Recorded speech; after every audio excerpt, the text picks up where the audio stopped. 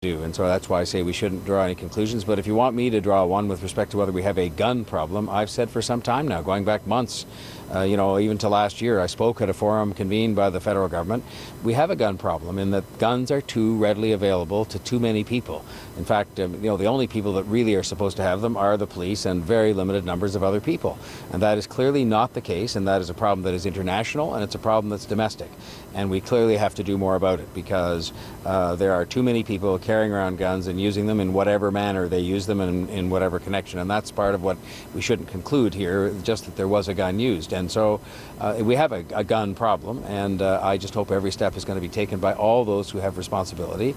The police are doing their best.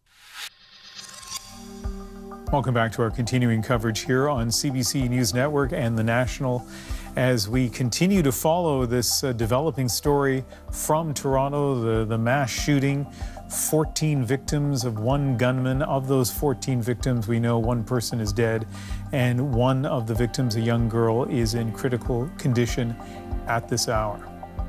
I want to show you a video, but before I do that, I want to point out a couple of things. First of all, I saw this video for the first time a couple of hours ago, and we wanted to make sure that it was what it appeared to be. And so we feel comfortable at this point that that it is, in fact, almost certainly a video of the shooter on the Danforth. The second thing I want you to know is that you're going to see him pull a gun and shoot, but you don't see anyone getting hit. Still, it is disturbing to know what that person did tonight, the 14 victims of the shooter. But take a look, it's the lower left-hand corner of the screen, and we're going to roll the video now.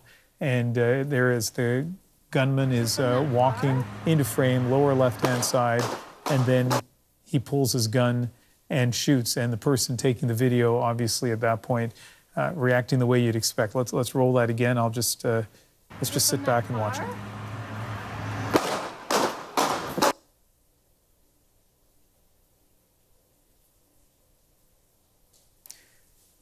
I mean, what do you make of that video? Is it of somebody who is shooting randomly? Is it somebody who has seen a target that he feels is the target that he was seeking out? It really does speak to what Police Chief Saunders said earlier on this evening, which is this motivation is very difficult at this point to comprehend, and that's why the police chief says he needs more information to try to get a sense of what kind of pattern, what kind of motivation was there for this gunman tonight. Let's go to the CBC's Natalie Nanowski, who's in the Danforth. And Natalie, you've had contact or know the person who shot that video? Yes, I actually do. I spoke with her. That is a friend of mine. She lives just on the Danforth, just above that cafe. She was at home with her husband. She heard gunshots ring out. She ran to the window. She didn't know exactly what it was at the point. She thought possibly fireworks. You can hear her asking, is it coming from that car?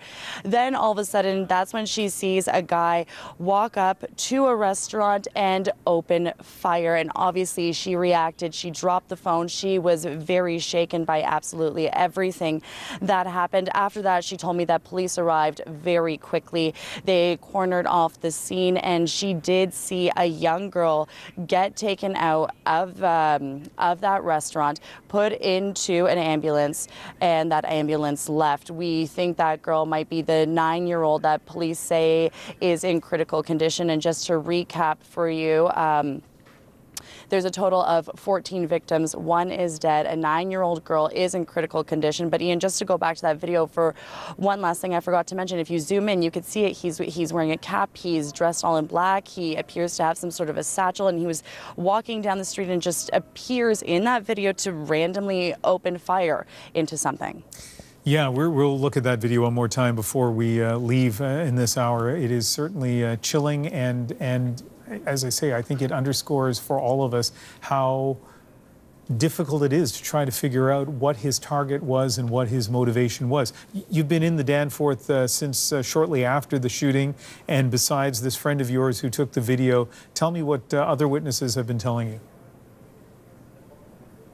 Well, CBC News did speak with another witness, a man who says that he saw the shooter walking down the Danforth, down this busy street, and he says that he appeared to be stopping at random places and opening fire. We know that one of the places was a busy cafe. It's called Cafe Dimitri's. Many people in this area come out, go there for dessert. It brings in a lot of families, so that's rather disturbing to hear that that is one of the locations. We know another one was likely a bar, and what this witness described to me is he says that the shooter was kind of going in a zigzag path all the way down the street, and he didn't really have a clear direction. That's how the witness explained it. So obviously, Ian, that is very disturbing, but police are urging the public right now not to jump to any conclusions. We don't know right now what the motive was. We do know that the shooter is dead. We know that he died from gunshots, but we don't know exactly how that happened. Please do tell us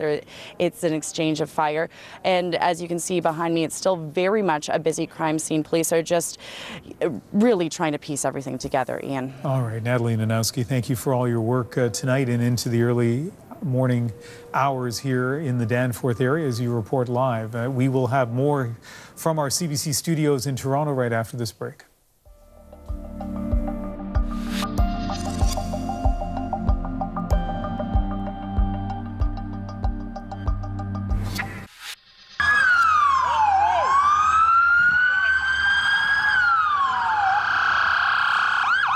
Some video from earlier on this evening as you see what has been described and is quite evident there is a massive police presence as gunshots rang out in the Danforth area shortly after 10 o'clock Eastern time. This now, I believe, may be another shot from that area. What we've been doing over the last couple of hours is, besides hearing from our reporters and my co-host Adrian Arsenault, we've also been hearing from people who live and work and were in that neighborhood tonight, and that includes Michael Hollett, president of North by Northeast Music Festival. He lives in the Danforth and joins us now live on the phone. And like some of the other people that we spoke to tonight and now early in the morning, you didn't see the shooting, but you heard it. Describe for us what you did hear. Well, Ian, it was that horrible sound that people describe, because I've never heard it before, and I hope I never hear it again. But it was that strange popping sound, and there was so many shots that there were enough to kind of process it. The first few pops, I thought maybe it's fireworks, but they kept going and going. It was really disturbing how the shots just kept ringing out. Do you remember how many shots you heard and spread out over what series of shots? Well, I feel like it was probably 15 all in all, because there was a bunch at the beginning, and I looked out my window, and then people were running down my street. They weren't screaming; they were just running, and they were saying, "Someone is shooting, someone is shooting," and then continued to hear more shots. And then it was quiet for a while, and there were sirens, and then I guess there was the shooting when they were taking down the shooter, because I heard those too. They're just at the top of my street. Yeah, we're just looking at a tweet that you sent out earlier this evening. Heard something I never want to hear again in my life. 10 to 15 gunshots spread out over what seemed like forever. People running down my street saying someone is shooting. You know, in my home in Vancouver, about 15 years ago, I heard those pops as well. And my neighbor said to me, I think someone just shot a gun. And I remember kind of dismissing that and thinking, well, he's so naive, until I saw the blue lights of police cars about a half a block away. It is a surreal thing to hear gunshots when you're not expecting it. At what point, Mike, did you realize that there had actually been a shooting and that it was as serious as it's turned out to be? Well, I guess when, about the fourth or fifth shot in, and I turned to my wife and we both said, those are gunshots. And then sort of seeing the people running down the street. But even that seems so unreal, because those people looked kind of so confused and in shock themselves. And as I said, they weren't screaming, they were just running, and they looked scared, and they were moving very fast. But it was, again, very unreal. But yeah, it was probably by the fifth shot that I realized, yes, this is definitely gunfire in my neighborhood. Well, and that's the thing, gunfire in your neighborhood, and now you know how many people were hit here. One has been killed, one young girl in critical condition, and we heard that a handful of others were rushed to hospital, to trauma centers, and so a lot of people very badly injured and at least one dead. And so you haven't had a lot of time to process this, but how are you feeling about all that's happened in your neighborhood over the last 3 hours? Well, I mean, it remains a spectacular neighborhood and generally very safe because there are so many people on the streets on a night like this. I mean, that creates safety with critical mass of people to sort of watch out for each other, which people did tonight, from what I understand. The servers in the restaurants were rushing people to the back of the restaurants and down into the basement and really trying to protect them. And that's the neighborhood I recognize. It's a very caring and supportive neighborhood. And, this doesn't change it, but it just rips a piece of our heart out, unfortunately. It's 1:34 in the morning on an early Monday morning. Do you see yourself going to sleep anytime soon? I don't think so, to be honest. It just, the adrenaline is just, coursing through. I mean, we were very close to, we were on our way up to the Danforth, and we changed our mind at the last moment and did something else. And minutes later, all hell broke loose. All right, Mike. Well, as I said to other people that I've talked to tonight, I'm sorry that, obviously sorry this happened, sorry that you had to experience what you did, but I do appreciate you talking to us about it tonight. Thank you. Well, thank you. And of course, I'm thinking of all the people that have been directly affected and hurt, them and their families, and I'm certainly, my thoughts are with them. But thank you very much, Ian. All right. Of course. Good night. Okay. Good night. Stay with us. We'll have an update on some of the day's other top stories, including the wildfire in the BC interior. And of course, we will keep you updated on this major breaking news story here in Toronto, the shooting on the Danforth.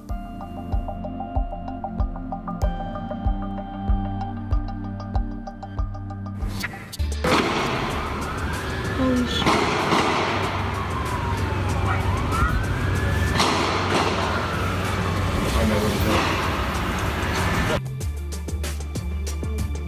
We are live here on CBC News Network, and welcome to those of you watching the National on the main network of the CBC in British Columbia at this hour. And we continue to cover this developing story, a mass casualty incident, a major shooting in the Danforth neighborhood of Toronto. This is a live shot, and as those of you who were watching just a few minutes ago heard from our Natalie Nanowski, even though it is after 1 o'clock in the morning now here in the Eastern time zone, it is still very busy in the Danforth.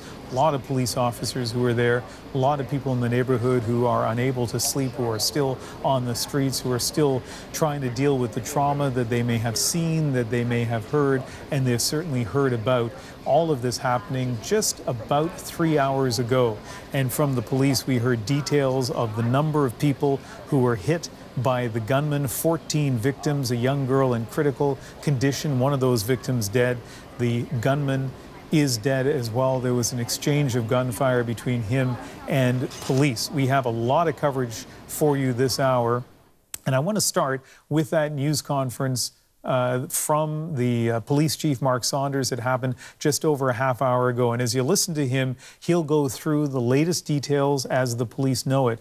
But as I've been saying, a very significant point here is that even though the gunman has been killed, even though presumably they've been able to check his ID, if indeed he had any ID on him, and even though they must have a sense of who some of those victims are and certainly where they were, the police clearly at this hour still very much unclear as to what the motivation of that gunman was. Let's listen to Police Chief Mark Saunders. Shortly after 10 p.m., what happened was the police responded to a 911 call for sounds of gunshots. Upon police arrival, there was a suspect who police had identified as suspect at that particular point in time. There was an exchange of gunfire, and I can tell you right now that as a result of this, approximately 15 people have been hit with gunfire. 14 are not. Let me take that back. There are 15 in total. One is the alleged suspect. The other 14 are victims. I can tell you that one has succumbed to their injuries at this point in time. A young girl is in critical state right now, and the other 13 are in hospital and being treated. The investigation is ongoing right now. Sorry for the delay, but due to the magnitude of the particular crime scene, because it covered a bit of distance, we want to make sure that we take every precaution necessary to ensure that the environment is safe. I can tell you that it's early in the investigation. The biggest reason that I'm here is I'm making an appeal. We're looking for anyone that saw anything. And this is critical because what happens is a lot of times people will tend to vet out their information when in fact it can be extremely important to our investigation.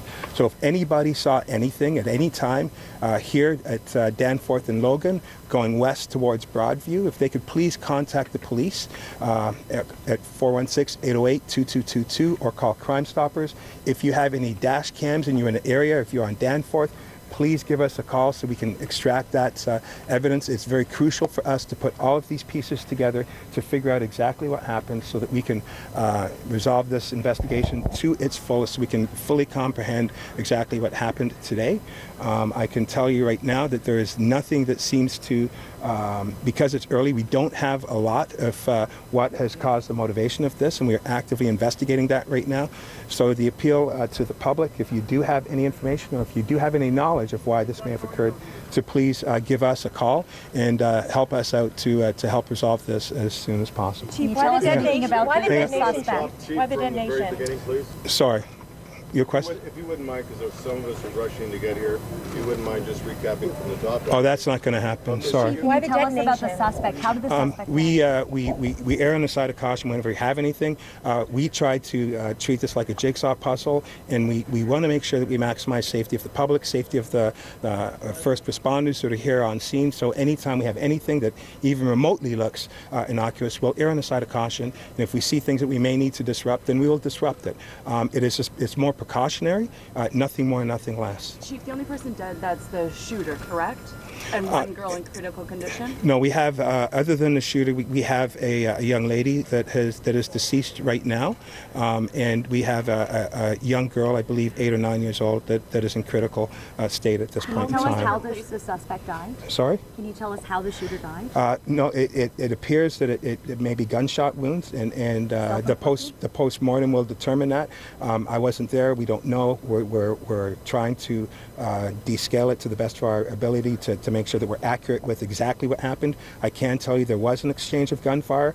I'm glad that my officers are safe, and I'm glad that it is resolved. I'm not happy that we have quite a few people that have been victims of gunplay, which is why we have so many resources that are here right now.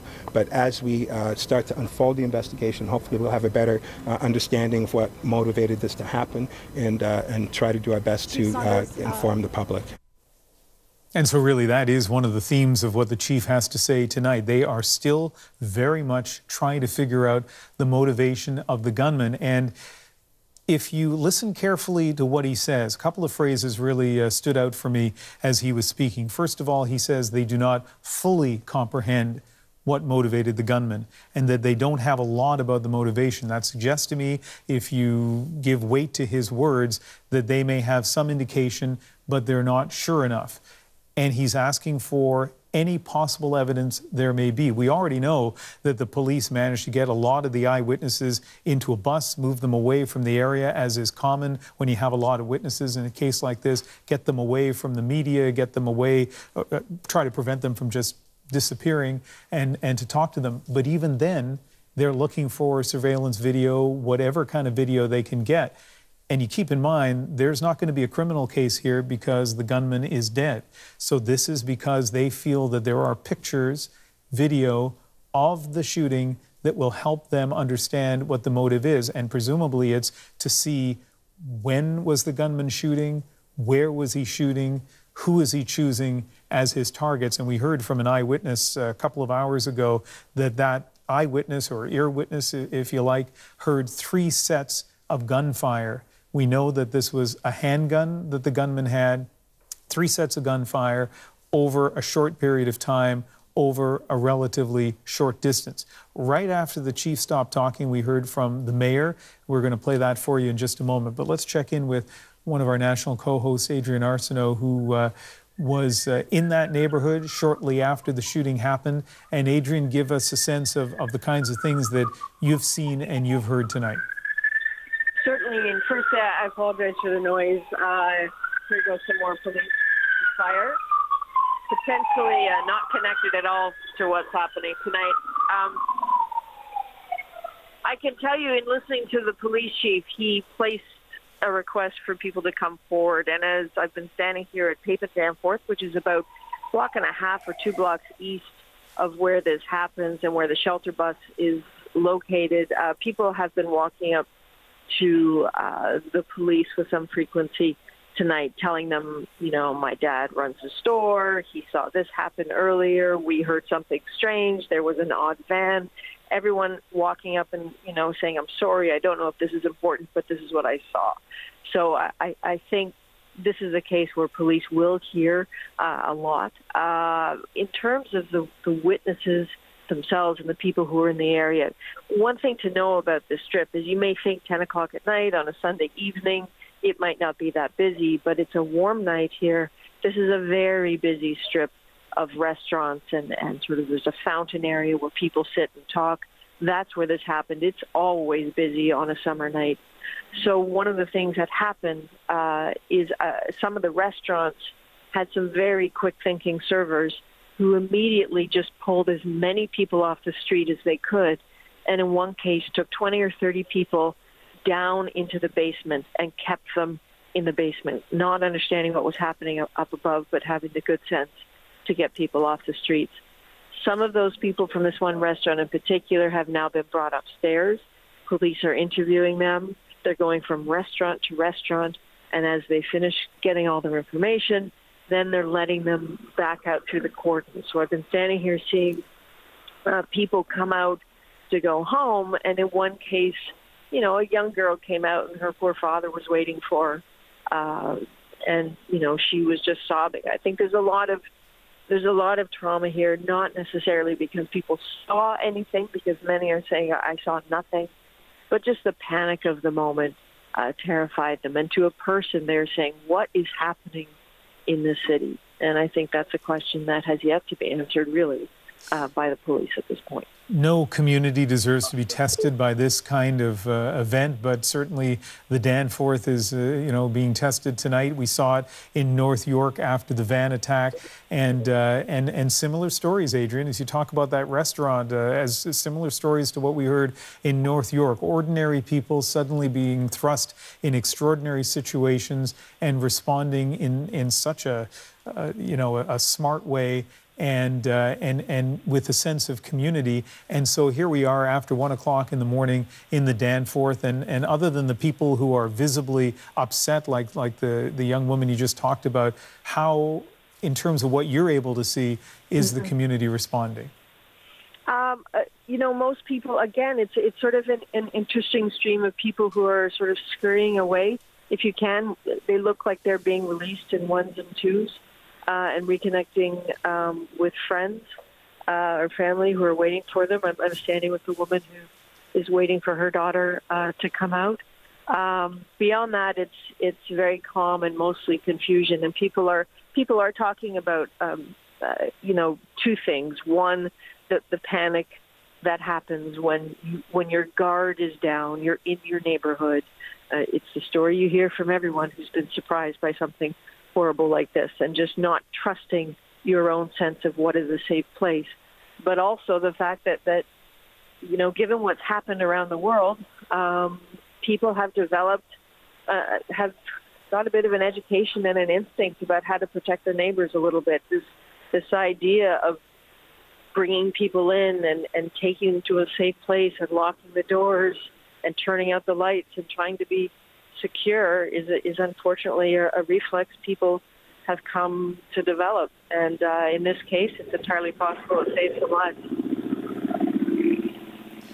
Well, as we look live at pictures of the Danforth and speaking live to Adrian Arsenault, who was in that neighborhood tonight. Thank you very much, Adrian. You know, she talks about what is happening around the world and how the world comes to our doorstep in ways that you would hope wouldn't happen and in ways you wouldn't expect. And I want to play for you now Toronto Mayor John Tory. He spoke right after the police chief spoke just under an hour ago, about 45 minutes ago. And it's a theme that he talks about as well, although, as you'll hear, one of his big messages is for people in Toronto not to jump to conclusions. Think back to the North York van attack and how quick people were to jump to conclusions there, and how what appeared to happen in terms of the person that has been charged with driving that van and killing people, the suspect to this point, really was unexpected. And we still don't know what the motivation was tonight. But here is Mayor John Tory. I'm here tonight, and I'm here with colleagues, Councillor Mary Fragadakis and Councillor Paula Fletcher, who represent this area, to, of course, be supportive of the chief and the police and the other first responders as they do their job, but also to make sure that we really reflect the horror that we all feel about this happening anywhere in the city, but happening here in a very peaceful part of the Danforth. And I want to just reiterate a couple of things that the chief said. First of all, people should not reach any conclusions because the police themselves have not drawn any conclusions as to exactly what happened here and why. And I certainly have confidence, as I'm sure the people of Toronto do, that our police chief and all of his men and women will get to the bottom of this and determine what happened here. It is a city, a global city, where lots of things are unfortunately going to be things that are a possibility here, but they're going to investigate all of that and report back to us, I'm sure, as soon as they possibly can. The second thing I want to reiterate is a request to the people of Toronto to help. There were many people here tonight, and some understandably may have left in a hurry and not realize they saw something that could be of use to the police as they investigate. And so I hope they will be in touch with the police or Crime Stoppers and pass on any information they have, no matter how trivial it might seem to be, including anything that they took into their cameras or otherwise on other kinds of technology, because every little bit of information is going to help the police to do their job. And the third thing I would just ask of the people of Toronto is this. Please don't draw any conclusions. Please wait for the police to do their job. They have plenty of police resources here. They were here quickly, and other first responders. And I should add a word of thanks on behalf of the people of the City of Toronto and myself as mayor for the excellent job that was done in horrible circumstances by the paramedics and, of course, by the police. Anytime there are any victims, death or injury, this is a terrible matter for the city, but they responded quickly and they've responded professionally, as they always do. And finally, I just want to say to the families of those who we lost tonight, and to the families of those who are injured, that they have our thoughts and prayers are with them, to hopefully for those who are recovering, that they will recover, and for those who've lost someone, I just extend the deepest condolences on behalf of all of the people, I'm sure, of the City of Toronto. Mayor Tory, we're coming off of a tragedy not that long ago with the van attack. What are you going to say to people who are just recovering from something like that? It's almost inconceivable these kinds of things can happen. We were so used to living in a city where these things didn't happen, and as we saw them going on in the world around us, that we thought they didn't happen here or couldn't or shouldn't. And I can just say to people that they should try to stay calm while the police do their job, because we have to figure out what happened here. We don't know. It's a tragedy any which way you look at it, but try to remain calm and have confidence, as I do, in the chief of police and in the men and women who serve him, and all of our other first responders who will be a part of investigating this. And please help in any way that you can, and please just comfort your fellow Torontonian that these things, you can never brush them away, and I'm angry about them. I mean, I'm angry when these kinds of things happen in the city, and lots of people will be angry, but it's most important that we should just let the police do their work, help the police in any way that we can, and reassure each other that we still live in a great city, but that we have to be ever more vigilant about these kinds of things that happen in big cities. It never excuses it, it never makes it better, but we just have to make sure we comfort each other that we're very blessed to live in a very safe place and a very fortunate place in many respects. But there are things that happen nowadays, and they're just unspeakable and they're incomprehensible, and there's nothing more I can say than that. And Mayor, there's been so many conversations about gun violence specifically here in the city, many saying Toronto now has a gun problem, and then you see something like this. What is your reaction to that part of the conversation, many hoping that they could curb the violence, and then we see something like this tonight. Well, we'll see what this is all about and what led to this happening, and that's the work that the chief of police and his men and women are going to do. And so that's why I say we shouldn't draw any conclusions. But if you want me to draw one with respect to whether we have a gun problem, I've said for some time now, going back months, even to last year, I spoke at a forum convened by the federal government. We have a gun problem in that guns are too readily available to too many people. In fact, the only people that really are supposed to have them are the police and very limited numbers of other people. And that is clearly not the case, and that is a problem that is international, and it's a problem that's domestic. And we clearly have to do more about it because there are too many people carrying around guns and using them in whatever manner they use them and in whatever connection. And that's part of what we shouldn't conclude here, just that there was a gun used. And so we have a gun problem, and I just hope every step is going to be taken by all those who have responsibility. The police are doing their best, but they operate under extraordinarily difficult circumstances in terms of trying to deal with these guns. And but we'll see what they conclude in this case. But it's evidence of a gun problem, clearly. Thank you very much. As Toronto Mayor John Tory about 45 minutes ago. It is coming up to 19 minutes after 1 o'clock Eastern Time. We're live here on The National. We're going to stay on this breaking news story and bring you developments throughout the hour. But I want to take you through another. Holy shit.